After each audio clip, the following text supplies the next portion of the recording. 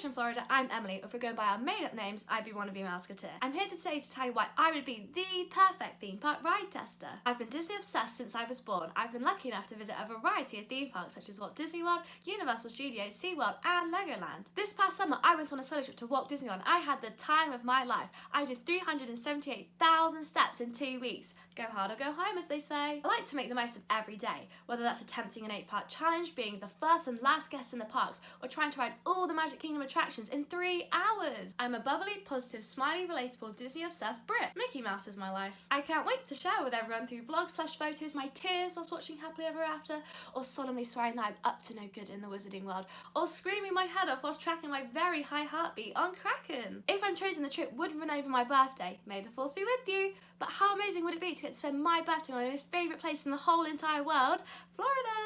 Thank you so much for considering me. I can't wait to see who wins this trip, and I hope you all have a super magical day.